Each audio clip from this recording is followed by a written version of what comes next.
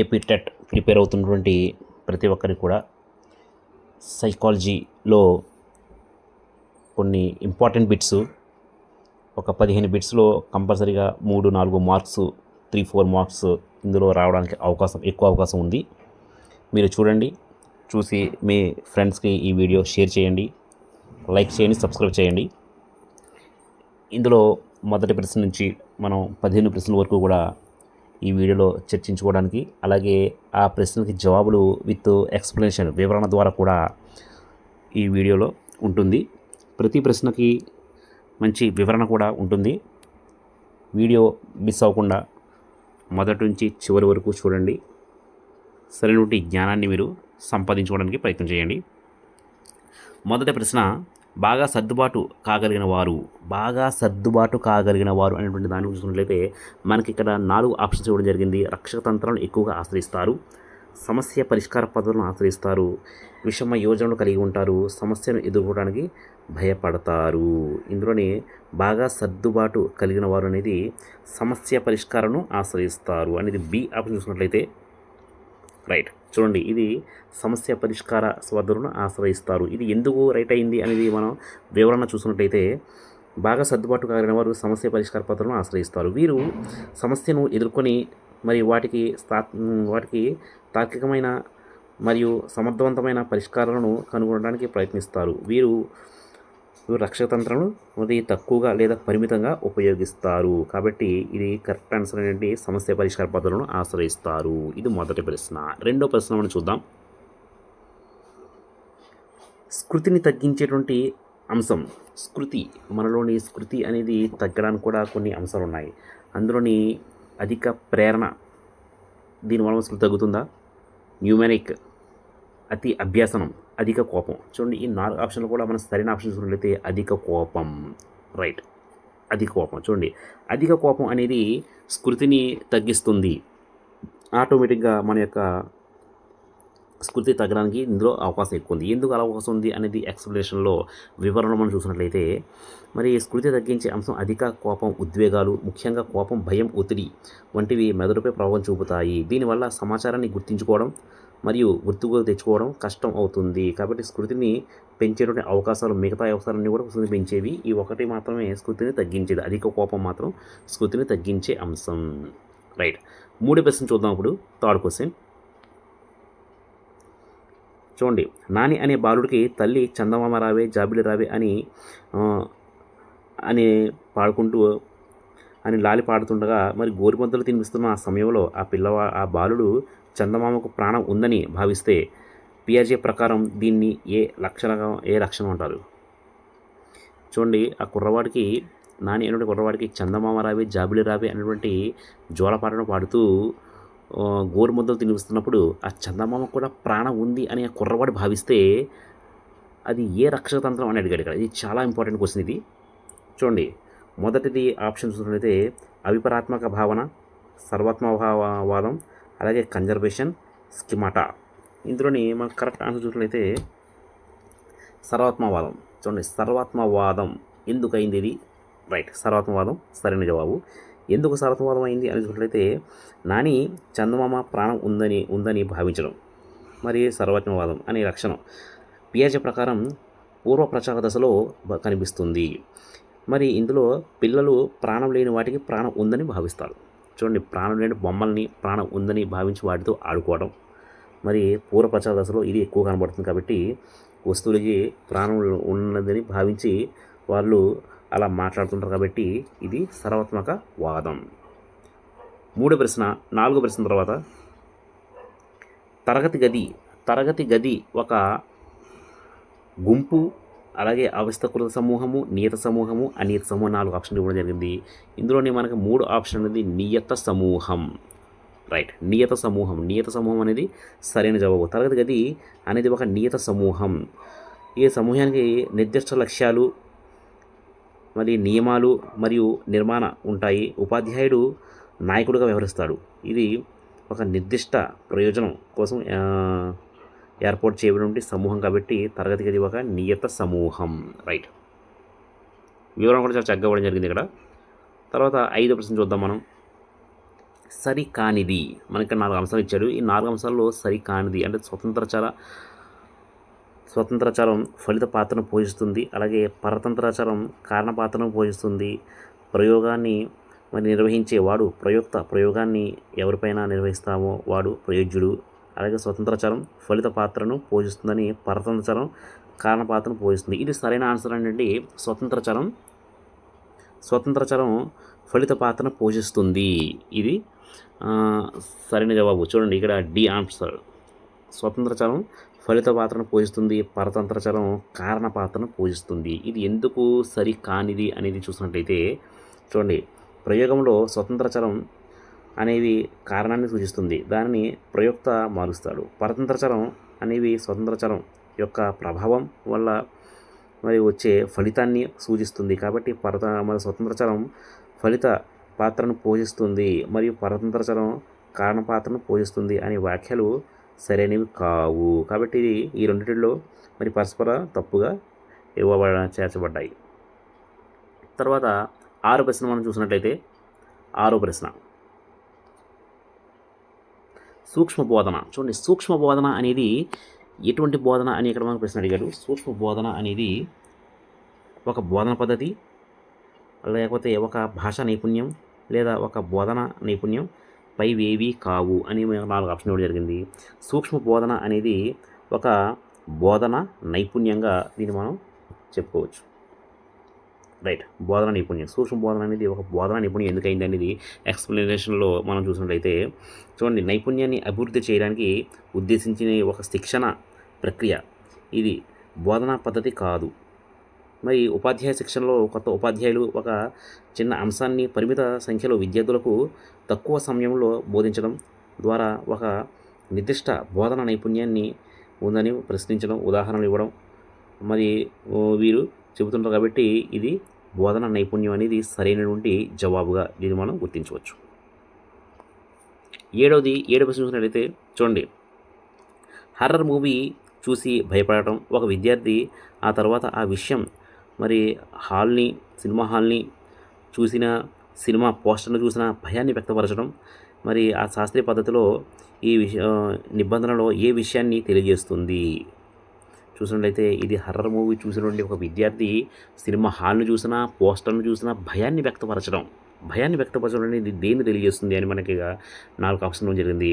ఉన్నత క్రమం నిబంధనం, అలాగే సామాన్యీకరణం, అలాగే ఆయత్న సిద్ధ స్వస్థలం, అలాగే విరమణ.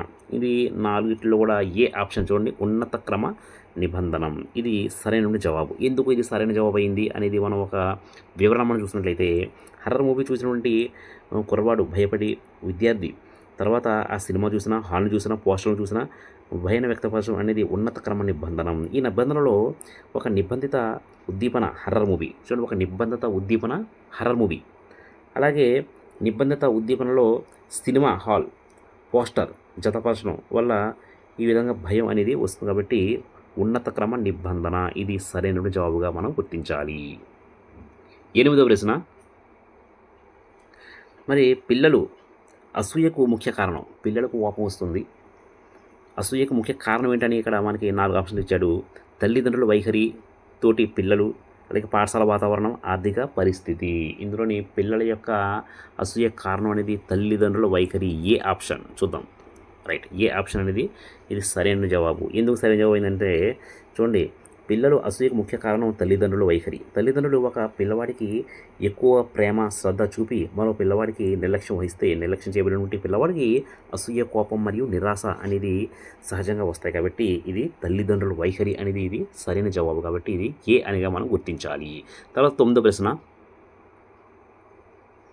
2 సంవత్సరాల వయసు ఉన్న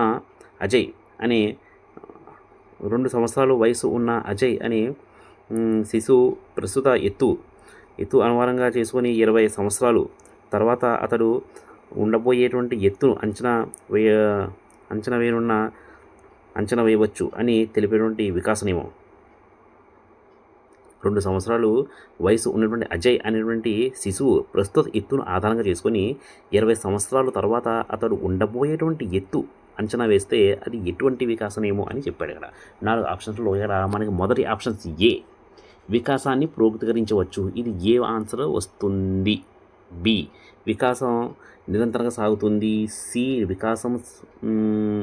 వికాసం స్పష్టగతమైంది. అలాగే వికాసం సంచితమైంది. ఈ విధంగా 4 ఆప్షన్స్లో మనం వికాసం పురోగతికరించవచ్చు అనేది ఏ ఆప్షన్ అనేది కరెక్ట్గా అవుతుంది. ఎస్ అవ్వచ్చు. ఎస్ వికాసాన్ని పురోగతికరించవచ్చు. చూడండి, ఇక్కడ వికాసాన్ని పురోగతికరించవచ్చు అనేది ఎందుకు అయిందంటే, చూడండి, వికాసాన్ని ఈ నియమం అనేది ఒక వ్యక్తి యొక్క ప్రస్తుత వికాస స్థాయి ఆధారంగా భవిష్యత్తులో అతని వికాసాన్ని అంచనా వేయవచ్చు. అజయ్ యొక్క ప్రస్తుత ఎత్తును బట్టి భవిష్యత్తులో అతను ఉండేటువంటి ఎత్తు ఉండవచ్చు అంచనా వేయడం అనేది ఇందులో వస్తుంది. కాబట్టి ఉదాహరణ ఈ వికాసం ఈ యొక్క క్రమం వికాసంగా ముందుగా ఊహించడంలో వికాసం అనేది పూర్తిగా ఆన్సర్ అనేది సరైనగా మనం వివరించడం జరిగింది. తర్వాత 10వ ప్రశ్నలో బహుళ వైకల్యం అంటే ఒక వైకల్యానికి మించి ఎక్కువ వైకల్యాలు ఉండడం, దాన్ని మనం బహుళ వైకల్యం అంటారు. బహుళ వైకల్యంలో చూడండి, సరైన ఆన్సర్ ఏంటంటే వివిధ రంగాల్లో వైకల్యం ఉండడం, ఒకటి కన్నా ఎక్కువ రంగాల్లో వైకల్యం ఉండడం. ఇది సరైన ఆన్సర్ బి. చూద్దాం. రైట్. చూడండి, సరైన వివిధ రంగాల్లో వైకల్యం. వివిధ రంగాల్లో అంటే ఒకటి కన్నా ఎక్కువ అంటే దృష్టి లోపం, వినియోగ లోపం, ఇలాగా ఒకటి మించి ఎక్కువగా లోపాలు ఉంటే దాన్ని మనం వివిధ రంగాల్లో వైకల్యం ఉండడం అనేటువంటి ఆన్సర్ అనేది కరెక్ట్గా ఆన్సర్. కాబట్టి దీన్ని మనం బిగా గుర్తించాలి. 11వ ప్రశ్న, విద్యార్థి కళాఖండాలను భద్రపరిచే అలవాటు మనం నేర్చుకుంటే ఆ విలువ నెరవేరినట్టు. చూడండి, విద్యార్థి కళాఖండాన్ని భద్రపరుచుకుంటే అలవాటు నేర్చుకుంటే మరి ఏ విలువ నేర్పినట్టు అని ఇక్కడ ప్రశ్న చాలా చక్కటి ప్రశ్న అడిగాడు. కాబట్టి ఇది విద్యార్థి కళాఖండాలను భద్రపరచుకుంటే అలవాటు నేర్చుకుంటే అది ఏ విలువ అంటే సాంస్కృతిక విలువ అనేది ఇక్కడ మనం సరైన జవాబుగా గుర్తించవచ్చు. సాంస్కృతిక విలువ ఇక్కడ మనకి క్రమశిక్షణ విలువ, నైతిక విలువ, శిక్షణ, ప్రజ్ఞా విలువ, సాంస్కృతిక విలువ మాత్రమే ఇది సరైన జవాబు. రైట్. సాంస్కృతిక విలువ. చూడండి, విద్యార్థులు దీని వివరణ చూద్దాం. విద్యార్థులు తమ కళాఖండాలను అలాగే నైపుణ్యాలను భద్రపరచడం ద్వారా సంస్కృతి, సంప్రదాయాలు అలాగే కళలు గౌరవించినట్లు అవుతుంది. మరి వారు దాన్ని భావాన్ని పెంపొందించి అలాగే సాంస్కృతిక విలువలను ప్రాధాన్యత ఇవ్వడం, అలాగే సంస్కృతి పట్ల గౌరవం ఇవ్వడం, ఈ విధంగా ఇవన్నీ కూడా భద్రపరిచినట్లయితే మరి సాంస్కృతిక విలువ కాపాడుకున్నట్లు అవుతుంది. కాబట్టి ఇది సరైన జవాబు సాంస్కృతిక విలువ. 12వ ప్రశ్న చూసినట్లయితే చూడండి, వికాసం ఏ ప్రక్రియకు సంబంధించింది? వికాసం ఏ ప్రక్రియ? సరైనటువంటి జవాబు ఇక్కడ మనకి వికాసం =F. ప్రతిదానికి ఎఫ్లు ఇచ్చి వెళ్ళాడు. కాబట్టి వికాసం =F పరిపక్వత ఇంటూ అభ్యాసనం. ఏ అనేది సరైనటువంటి జవాబు. ఏ. రైట్. వివరణ చూద్దాం. వికాసం అనేది పరిపక్వత మరియు అభ్యాసనంలో పరస్పర చర్యలు ఫలితం ఒకదానిపై ఒకటి మరి గుణకరమైన సంబంధాన్ని అలా కలిగి ఉంటుంది. మరి వికాసం F పరిపక్వత అభ్యాసనం అని సూత్రం ప్రకారం ఒక వ్యక్తి యొక్క అంతర్గత పరిణతి మరియు బాహ్య అనుభవాలు కలయికతో ఇది భద్రపరుస్తుంది. కాబట్టి వికాసం F పరిపక్వత ఇంటూ అభ్యాసం ఇది సరైనటువంటి జవాబుగా మనం దీన్ని గుర్తించాలి. తర్వాత 13వ ప్రశ్న ఫైట్ అండ్ ఫ్లైట్. చూడండి, ఫైట్ అండ్ ఫ్లైట్ అనే సామ్యత కనిపించినటువంటి గ్రంథి. ఇది మనం ఇంతకుముందు వీడియోలో చర్చించినటువంటి క్వశ్చన్ మళ్ళీ రిపీట్ అయింది. Fight and flight. చూడండి, ఇక్కడ 3 గ్రంథులు ఇచ్చాడు. పిట్యూటరీ గ్రంథి, థైరాయిడ్ గ్రంథి, అధివృక్క గ్రంథి ఏది కాదు. ఇందులోని మనం అధివృక్క గ్రంథిగా దీన్ని మనం గుర్తించాలి. సి. రైట్. అధివృక్క గ్రంథి. ఇది అధివృక్క గ్రంథి ఎందుకైంది అంటే ఫైట్ అండ్ ఫ్లైట్ అనే సామ్యత అధివృక్క గ్రంథి సంబంధించింది. ఈ గ్రంథి స్రవించే అడ్రినల్ హార్మోను ఒత్తిడి, భయం లేదా ప్రమాదకర పరిస్థితుల్లో శరీరాన్ని సిద్ధం చేస్తుంది. ఈ ప్రతిస్పందన మరి పోరాటం లేదా పరాజయం దాన్ని ఫైట్ ఆర్ ఫ్లైట్గా అంటారు. కాబట్టి మనం ఎక్కువ ఒత్తిడి ఉన్నప్పుడు, ప్రమాదం జరిగినప్పుడు ఈ యొక్క గ్రంథి అనేది మనల్ని సిద్ధం చేస్తుంది. కాబట్టి ఈ గ్రంథి అధివృక్క గ్రంథిగా మనం దీన్ని ఎన్నుకోవాల్సిన అవసరం ఉంది. కాబట్టి సి అధివృక్క గ్రంథి, ఫైట్ అండ్ ఫ్లైట్ గ్రంథిగా అంటే మనం సిని ఎంచుకోవాలి. 14వ ప్రశ్న, రక్షక తంత్రాలు అనేవి రక్షక తంత్రాలు అనేవి తాత్కాలికంగా మాత్రమే సమస్యను ఎదుర్కొంటాయి. సమస్యలను శాశ్వతంగా పరిష్కారాన్ని చూపుతాయి, లేదా అచేతనంలో మరి మనసులో ఉంటాయి, అచేతన మనసులో ఉంటాయి.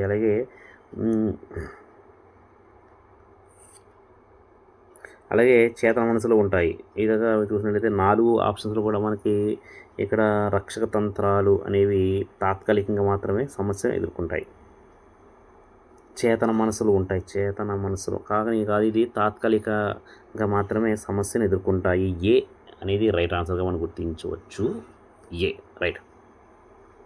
ఏ అనేది ఎందుకు అయింది అంటే చూడండి, రక్షక తంత్రాలు తాత్కాలికంగా మాత్రమే సమస్యను ఎదుర్కొంటాయి. అంటే రక్షక తంత్రాలు శాశ్వతమైనటువంటి పరిష్కారాన్ని ఇవ్వలేవు అది. అందువల్ల ఒత్తిడి మరియు ఆందోళన నుంచి తాత్కాలికంగా కాపాడతాయి, కానీ శాశ్వతంగా ఈ పరిష్కారాన్ని ఇవ్వలేవు. కాబట్టి రక్షక తంత్రాలు అచేతనంగా పనిచేస్తాయి, అచేతనంగా మాత్రమే పనిచేస్తాయి. కాబట్టి ఇది తాత్కాలికమైనటువంటి ఉపశమనాన్ని మాత్రమే కలిగిస్తాయి. 15వ ప్రశ్న, చివరి ప్రశ్న, 15th question, last question. NCF 2005 ప్రకారం అభ్యసనం అంటే చూడండి, ఇక్కడ మనకి 4 ఆప్షన్లలో 3 ఆప్షన్లు మాత్రం ఇచ్చాడు.